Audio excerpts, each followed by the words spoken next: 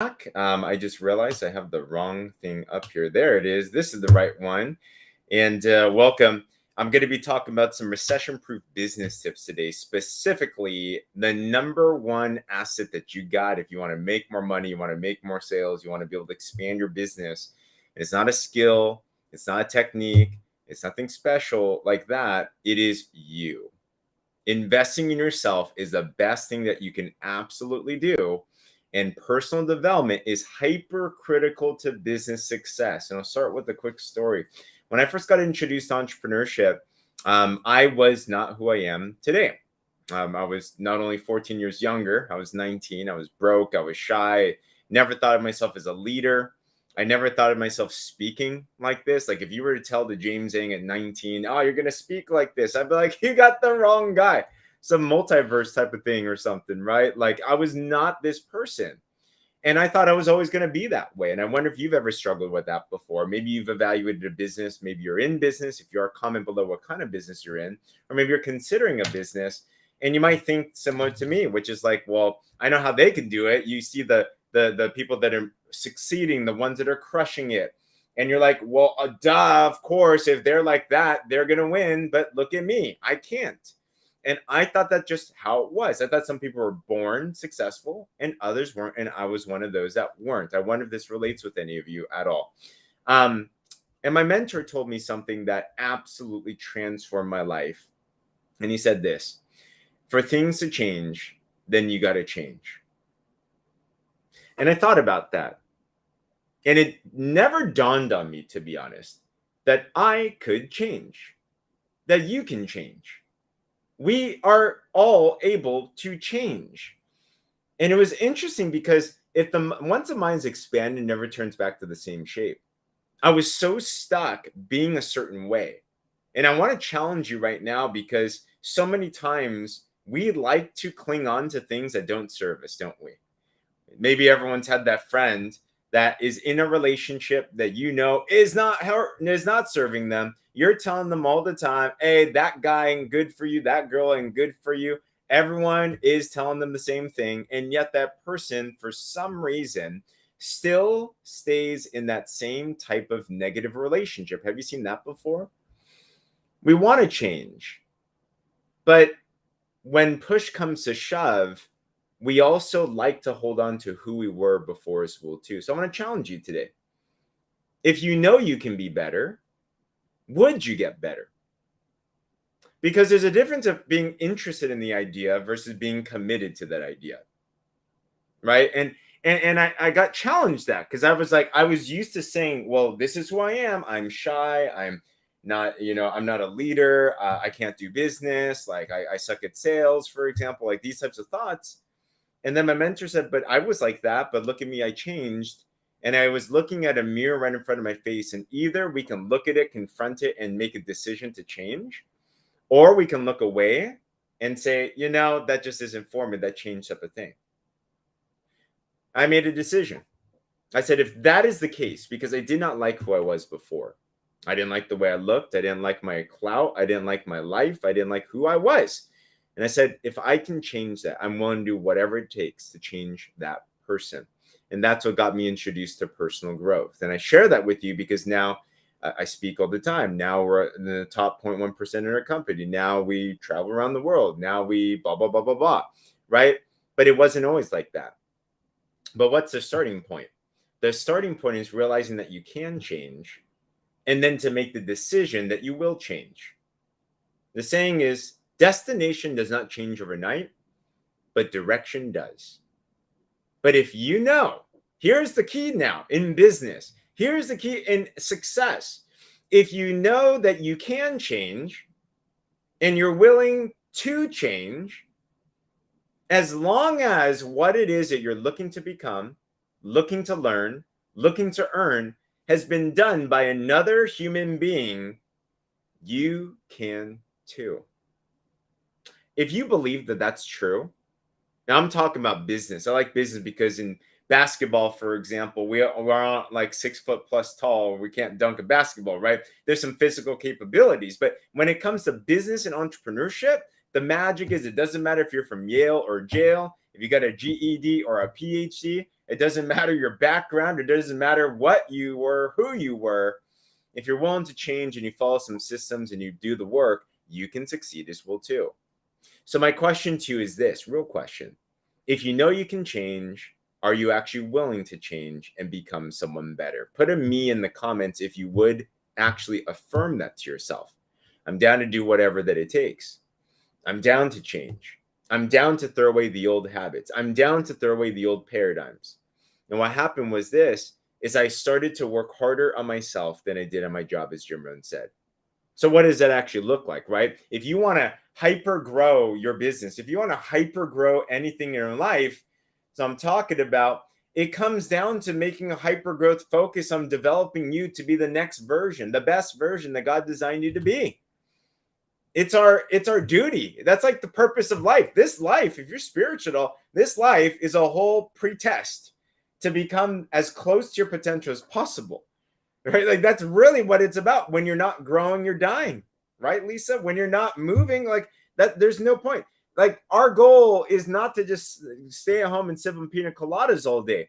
If you want to have a great life, if you want to have a great business, you got to make sure that you become great because you know you have that within you. So what does it actually look like, right? How do you invest into yourself? Here's a couple questions to ask that I asked myself in the beginning, and I still ask myself to this day. Number one, what am I listening to? What am I listening to? Do an inventory. Before, I would listen to a lot of pop music. Before, I was in a fraternity, so I listened to hip hop, EDM, and nothing wrong about music, right? But this was predominantly what I put into my mind. Before, I would listen to gossip. I would listen to the news. My family was the type that always had news around. I don't know if you have that type of family. Reading was just what I had in school to read. I didn't read outside. I'm like, who would read a book outside of school? Like, huh? But what are you listening to? Because what you feed your mind eventually will manifest into the things that you see in your life. So if you see negative things, it probably means you're inputting negative things here too.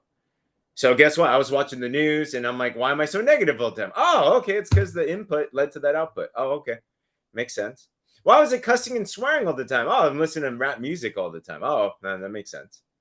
So the first thing you want to take an inventory on when it comes to developing you is what are you listening to? So I switched out music for podcasts. I switched out music with personal development. I started turning Jim Rohn to turn your car into a mobile classroom. I remember I'd be walking as a student. I'd have my earbuds on. And while most other students are listening to whatever they're listening to, I was listening to mindset stuff. I was listening to the Jim Rohns, the Tony Robbins, the John Maxwell's as a 19-year-old. I started to feed the mind whenever that I could. I woke up and immediately plugged them in. Turn your downtime, turn your off time into the maximize your downtime so you don't minimize your lifetime, as Les Brown said. Start feeding the mind. I couldn't get enough of it. You know, when you start to realize that when you start to grow, you realize you have unlimited type of potential. So it's like keep on learning every single day is a goal. How much more can we get better? Now, when you get better, your business gets better because you attract who you are. Do you know that? Your income is a direct reflection on a self-image that we hold to be true about our value to the marketplace. So if you want to make more money in your business, you have to become someone more value. So growing yourself. So what are you listening to? Okay. What are you reading? I started actually reading books. I started actually reading different things. I'm like, all right, cool. Another thing with personal development. Who are you hanging around? Who are you hanging around? We become like the 5 best friends that we hang around.